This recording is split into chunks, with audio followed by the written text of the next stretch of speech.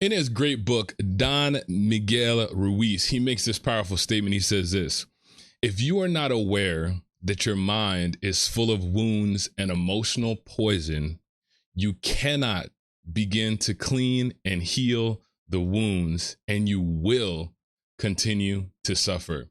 That's what we're going to talk about today. So if you're ready to learn with me, let's dive in.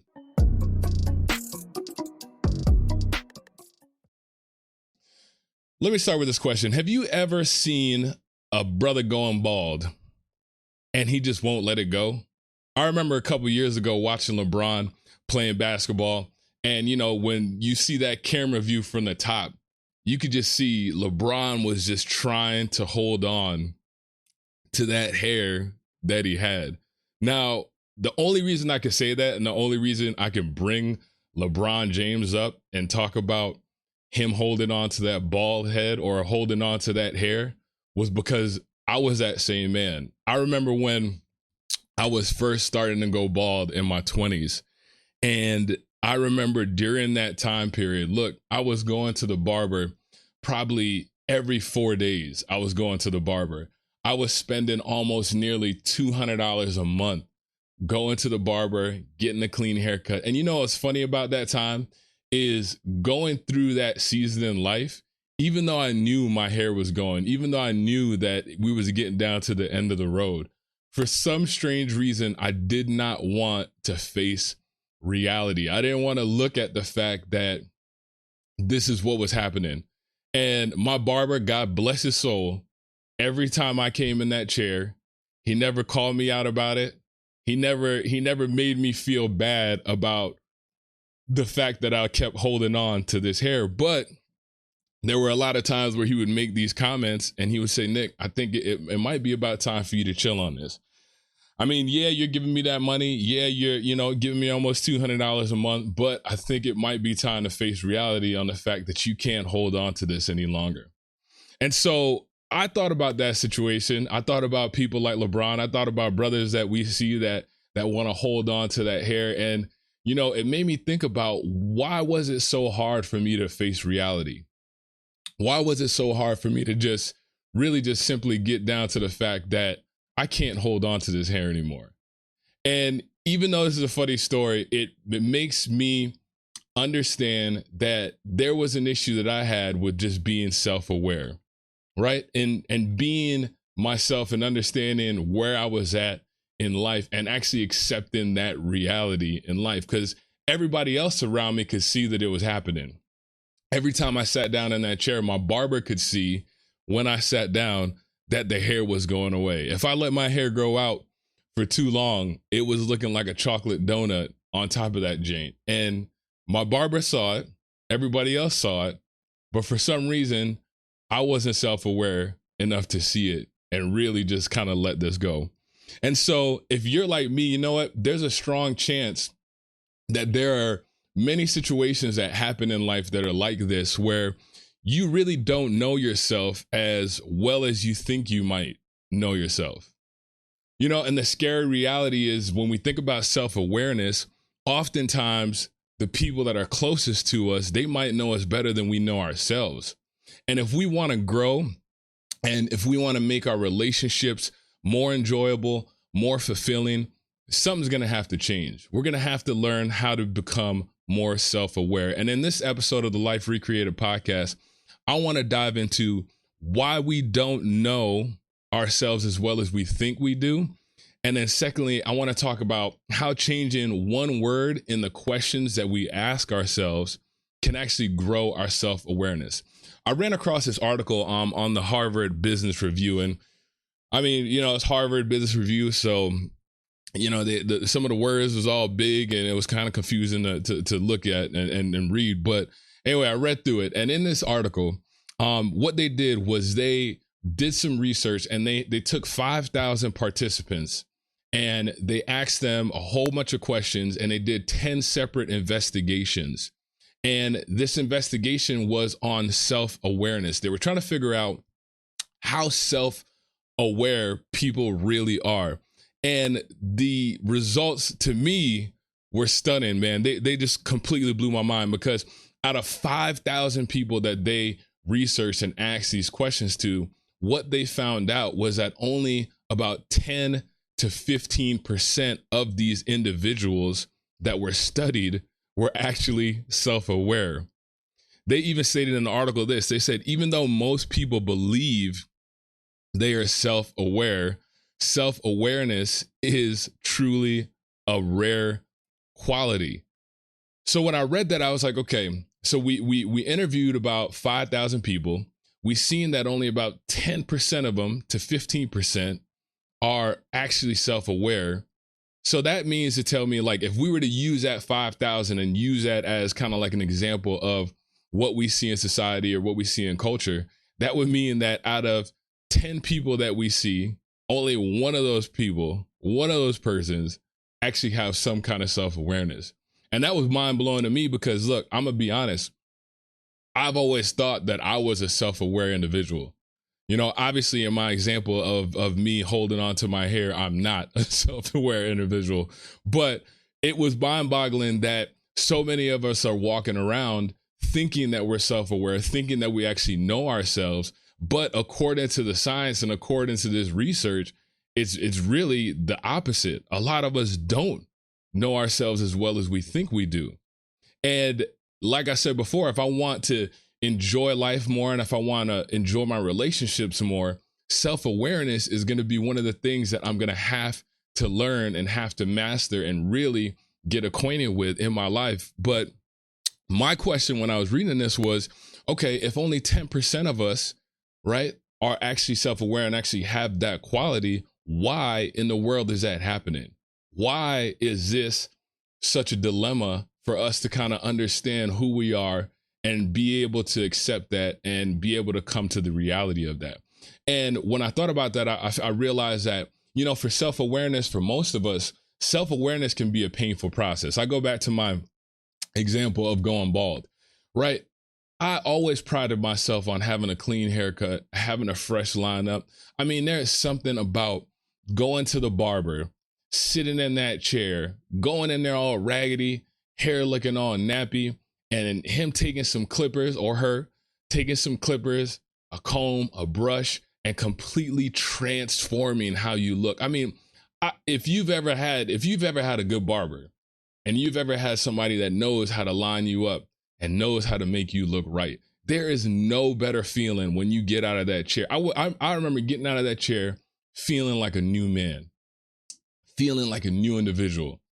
And so in order for me to be self-aware of the fact that I was losing my hair and that I would no longer get this opportunity to get lined up and be clean like that anymore, that's a painful process. You know, if you think about it, it's a process of taking 100% responsibility of who you are so that we can make some kind of change in our life.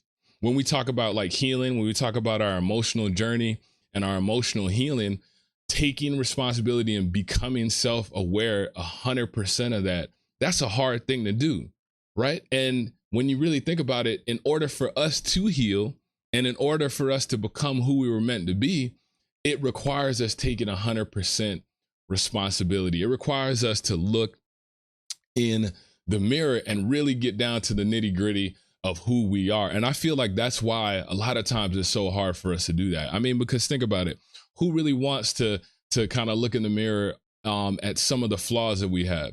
Who really wants to kind of look at like some of the mistakes that we've made and some of the ways that we may have treated people or things that we have said or you know, things in our past? A lot of times, like, we don't really want to face those things. And the reason why is because they hurt. Let's be real. Like, there's things that I know I've done in my past and situations that I've been in my past that me having to face those things and me having to really look at what I did and really just focus in on like who I am and the things that I have in my life and the things that I've done in my life, that is a painful process. That's a process that can sometimes really, really hurt. And so in thinking about that, I understand why when we look back on this whole the study that they did, it can be understanding now why out of all those people, only 10% of us are really willing to be self-aware. But like I said in the beginning, if we are going to change, and if we are going to find that fulfillment and that joy out of life, self-awareness is a requirement for us to be able to face in our life. But as we move on, my question after that became, okay, even though it's a painful process, let's say it's a painful process. Let's say, you know what, it's hard for us to really look at ourselves and really kind of dig down into who we are. But let's say you're a person that says, you know what, I understand that it hurts, but I'm willing to take that next step. I'm willing to really discover like who I am. I'm willing to really kind of dig into who I am. I'm ready to kind of take off all of the, you know, the stuff, because guess what? Let's be real with each other. A lot of times we put out things into the world that are not really us, right? Before I was even recording this podcast, I was thinking to myself, you know, I was sitting down with my wife. I had her like looking over my notes, and she's going through it. And she's just like, why you got all these words in here? Like, what are all these like big words and all this stuff? And I realized something that, you know, as I'm preparing for this, I am trying to put myself or trying to portray that I kind of know something rather than just being me. And I realized that for myself, one of my struggles is being willing to put myself out into the world, like who I really am out into the world, because, you know, many a times we're afraid of how people are going to take that and how people are going to receive that. But I started to realize that that's way out of my control, right? I can't control how somebody responds or how somebody reacts or how somebody receives me as an individual. All I can control is my output. All I can control is who I am. And so if I want to become self-aware, I had to realize that like we need to take those steps in order for us to become self-aware. So if we're at that point, we say, you know what, I want to become self-aware. I want to do that, right? I know the pain's there. I know it's going to hurt. How do I move on?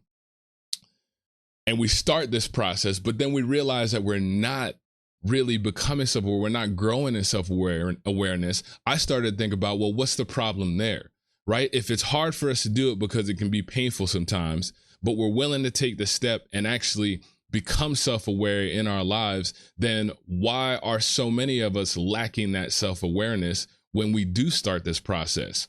And in this article and in life, I just started realizing is that sometimes the problem that we have with the questions that we're asking ourselves in order to become self-aware are the wrong questions.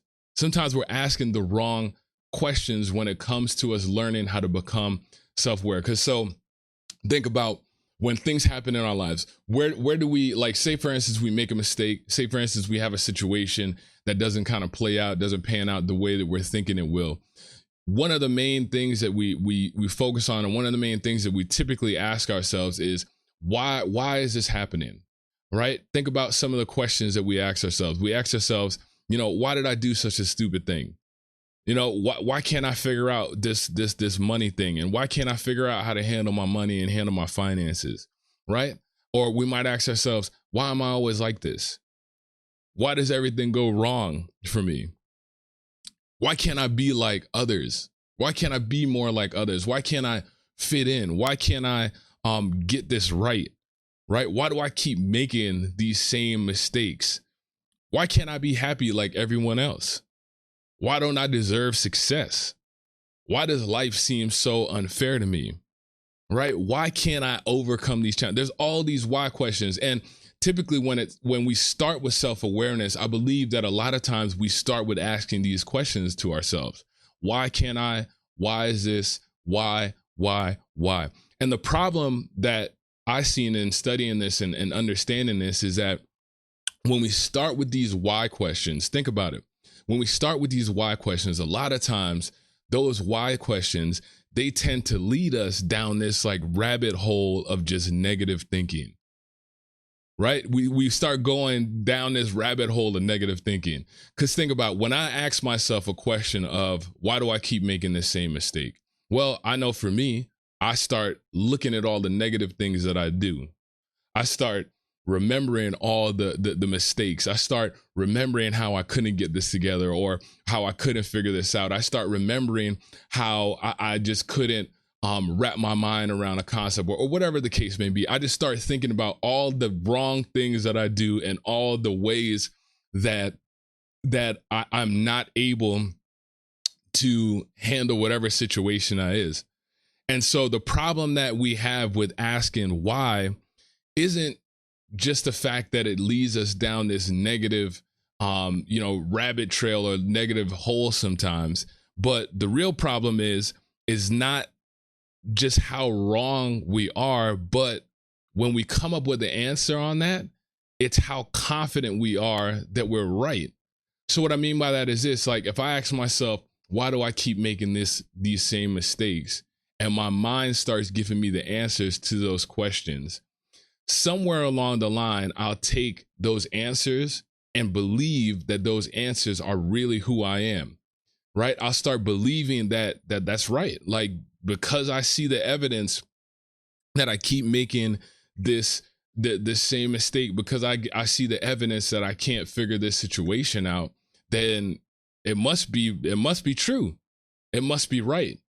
And the problem with that is that when I ask those why questions and my mind gives me these answers, and they're answers that only reinforce the negative things that I'm trying to change about my life, it becomes harder for me to get out of that rut. It becomes harder for me to move forward and say, you know what, even though these could be the things that are happening, or this could be the evidence for that, that doesn't necessarily mean that that's who I am, right? Those are things that I may have done or things that I may have happened, but that doesn't necessarily mean that that's who I am. And so when that happens, oftentimes those why questions, they lead us to believing that the answers that our mind gives us are who we are. And so when you think about that, if my mind tells me that I'm somebody based on my beliefs, based on like what I'm seeing, based on the evidence,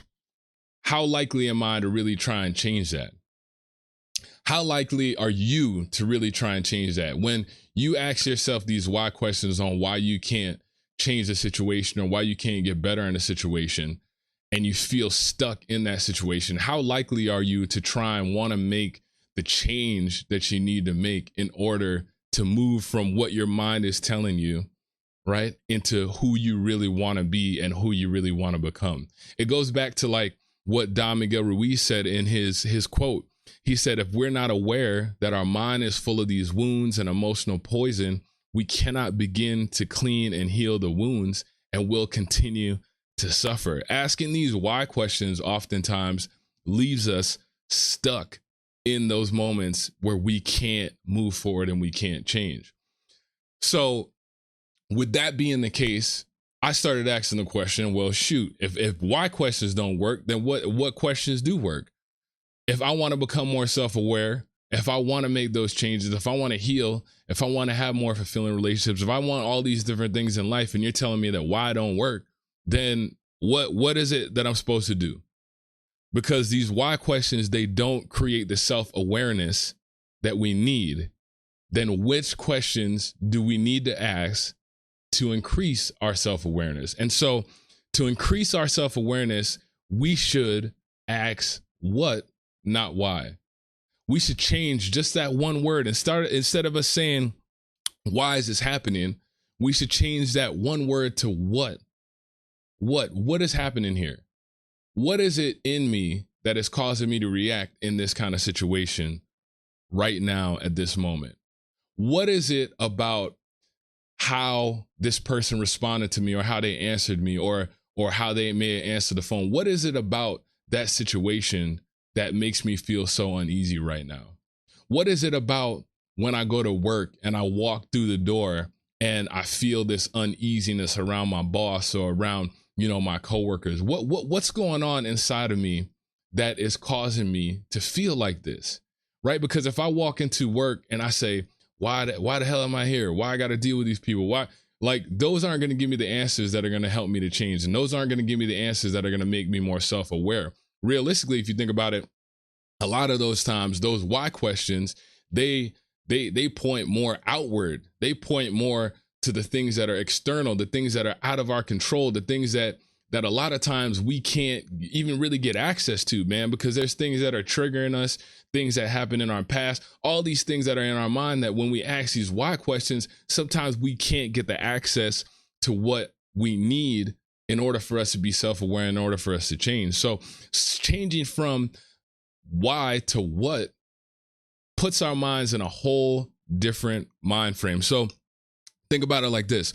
When I ask what, not why, it oftentimes it shifts my focus from the things that I can't control, so the things that are outside of me, to the things that I now can control.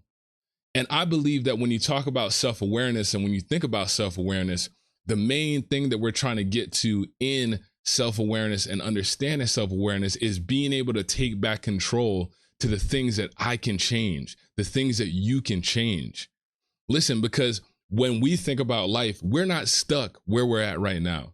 So many times we get in these seasons in our life where we think that the way things are going to be the way they're going to be forever. And that is completely not true. On this healing journey, as we're going through life, as we're trying to navigate through this, look, the way that we are now can always change. It's always changing. We're always evolving. We're always we should always be moving forward. We shouldn't have to keep being stuck in the same rut, in the same position, in the same lack of self-awareness. But when we change that one word and we start asking those what questions, it puts us in a different mind frame. Think about this. When I start asking, what can I do about this situation? It makes the situation more objective.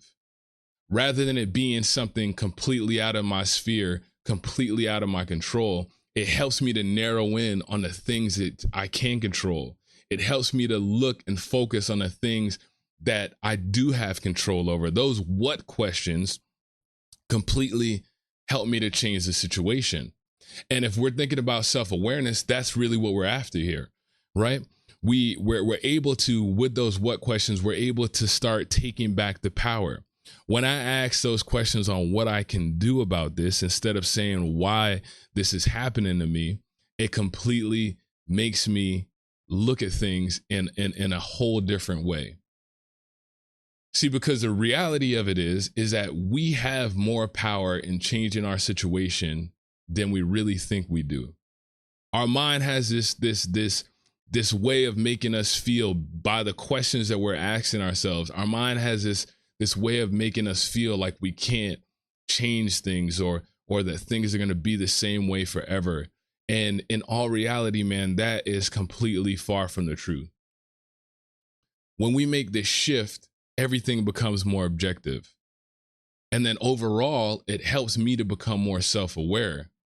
Because now as I'm asking myself these what questions instead of these why questions, I start looking and pointing out what I can control, what I can change. What can I change about my relationship? If I don't like something, the way something is going on, I'm not going to sit here and say, why is my wife acting like that? Why can't she do this? Why do I respond like that in a situation? Why do I, like, let's say, for instance, I get mad about something or I go off the handle about something. Instead of me being like, why did that make me upset? I might look at that situation and say, okay, what was it about that situation that caused me to feel a certain way? And when I start asking my mind those questions, my mind starts giving me answers to say, oh, Nick, hey, do you remember back in 2003 when this happened to you and X, Y, and Z, right? And then that links to this. And then I can say, okay, well, if that is the case, then that tells me that now I have the power to change my story, to change my beliefs, to change how I'm feeling about this situation so that I can respond differently, so that I can look at it differently. So if I go back to that article that we read about only 10% of us being really self-aware, I feel that when we are able to make that shift and start asking those different questions on what instead of why, it can begin to help us to really shape how we want to believe about our world and our situations and the things that we're experiencing. I hope that makes sense. But when I look at that and I think about that, it was powerful to me because it helped me to start changing the way that I started asking myself these questions. Instead of saying why, I started asking what.